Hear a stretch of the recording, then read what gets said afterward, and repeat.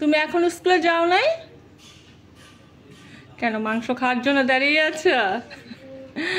আচ্ছা, সকাল সকাল আমার রান্না করা শেষ। আমি দেখাতে চাই যে আমি কত গুণবতী একটা মেয়ে। অনেক বাসাবাড়ির মহিলা কিন্তু এখনও ঘুম থেকে ওঠে না, এখনও অলমোস্ট 8:30 বাজে। আর আমি দেখো এই 8:30টার মধ্যে কত কিছু রান্না করে ফেলেছি। আচ্ছা তুমি কি ফ্রেশ হয়েছো ঘুম থেকে উঠে? তাহলে তুমি খাবার এভাবে তাকিয়ে তাকিয়ে দেখছো কেন? দেখলাম তুমি সপ্তাহে একদিন রান্না করো, কি রান্না করলা? সপ্তাহে একদিন রান্না করি মানে সপ্তাহে 2 দিন রান্না করি, শুক্র শনি। তুমি একদিন বললা কেন?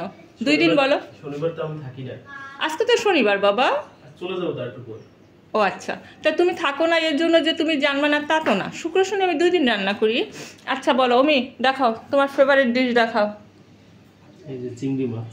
চিংড়ি মাছ, আচ্ছা। এখন তুমি তোমার ফেভারিট ডিশ দেখাও তো। তোমার ফেভারিট ডিশ কোনটা? ওইভাবে বললে হবে না, চোখ দিয়ে দেখালে হবে না। আচ্ছা দেখো আইটেমের নামগুলো কি তুমি বলবে না আমি বলবো? তুমি বলো। এটা হচ্ছে চিকেন আমার মেয়ের জন্য, দেশি চিকেন। দেখো দেশি চিকেনে কোনো মাংস থাকে না, কিন্তু খেতে অনেক মজা। রান্নাটাও কিন্তু দুর্দান্ত হয়েছে। যদিও খাওয়াতে পারছি না, হয়তো অনেকে আমার কথা বিশ্বাস করবেন না, কিন্তু আমার রান্না ভালো না হলেও খুব বেশি একটা খারাপ না। যাই হোক, এটা হচ্ছে চিকেন আর এটা হচ্ছে ডিম, যেটা আমার বাসার একটা কমন রেসিপি আমার ছেলের জন্য। আচ্ছা, এই ভাজাভাজি হচ্ছে আমার জামার জন্য, ঘি এবং কাঁচামরিচ দিয়ে খাবে। তিনি শোনো, আচ্ছা তিনু বলো তো এইটার নাম কি? লাল শাক। জোরে কথা বলতে হবে তো। আচ্ছা, তারপরে এটা হচ্ছে কালকে রান্না ছিল, অবশিষ্ট আছে, কেউ খেলে খাবে, না খেলে না খাবে। আর এটা হচ্ছে আমার সোনার ফেভারিট ডিশ। ও চিংড়ি মাছ খেতে খুব পছন্দ করে, এই জন্য এটা ওর জন্য করেছি। যদিও ওর জন্য করেছি, কিন্তু আমরা সবাই খাবো। আর এই হচ্ছে ঢেঁড়স ভাপা সরিষা দিয়ে। আর সাথে ভাত তো থাকছি, অনেক ভাত রান্না করেছি, কারণ সপ্তাহে 2 দিন খাই তো, এজন্য অনেক ভাত রান্না করেছি, যাতে আমরা পেট ভরে খেতে পারি, তাই না? তুমি কি কিছু বলতে চাও? না, অ্যাটলিস্ট হ্যাঁ ফ্রেশ হবে। আচ্ছা, অ্যাটলিস্ট আমার রান্নার প্রশংসাটা করে যাও। খুব সুন্দর হয়েছে রান্না, দেখে বোঝা যাচ্ছে। এটা কি ক্যামেরা অন করা এই জন্য নাকি রিয়েলি? না, আমি তো বলতে লাভ নাই, খাইয়ে রিভিউ দিতে হবে। ও খেয়ে রিভিউ দিবা? তার মানে এখন তুমি কি বোঝাতে চাচ্ছ যে তুমি এখন এখানে বসে বসে তারপর কি সব টেস্ট করবে সেটা? আচ্ছা যাও, ফ্রেশ হতে যাও বাবা। আচ্ছা কেন? আচ্ছা শোনো, তোমার তো একটা মনে প্রশ্ন। আচ্ছা তোমার প্রশ্নটা তুমিই করো, বলো কি মনে প্রশ্ন তোমার? তোমার ভিডিও কেউ দেখে না, তাও তুমি ভিডিও করো। ও শোনো, এটা ঠিক, এটা আমি নিজেও মনে মনে ভাবি যে আমি যে ভিডিও করি, আমার ভিডিওগুলো তো আসলে অ্যাকচুয়ালি কেউ দেখে না, কারণ আমার ভিডিওতে ভিউজ থাকে 4-5টা, লাইক থাকে 1-2টা।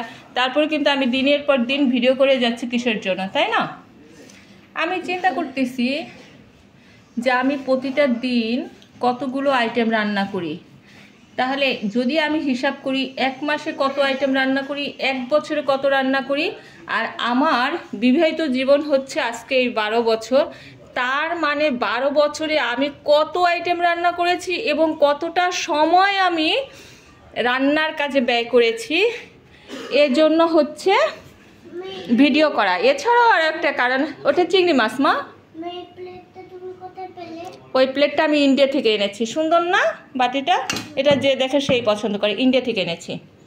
তো যাই হোক, যেটা বলতেছিলাম, তো হচ্ছে আমার রান্না করার কারণ হচ্ছে আমি যখন একদম বুড়ো হয়ে যাব, অকেজ হয়ে যাব, রান্না বাড়া করতে পারবো না, তখন ধরেন আমার ছেলে বউ কিংবা হচ্ছে আমার নাতি নাতনি, ওদেরকে দেখাবো, দেখো তোমার শাশুড়ি, তোমার দিদা, তোমার ঠাকুমা বয়সের কালে কত কিছু রান্না করতো।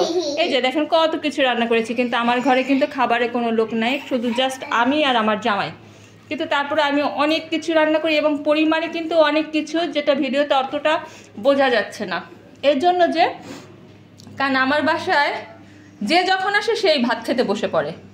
যেমন ধরেন আমার বাসার যে হেল্পিং হ্যান্ড আছে, আমার বাসার যে সিকিউরিটি আছে বা নেইবর, হ্যাঁ, তারা মনে ভাবে কি এই বাসায় এলাম, তার মানে এই বাসায় আসছে, এখন একটু খেতে বসি, এটা বোধহয় একটা নিয়মে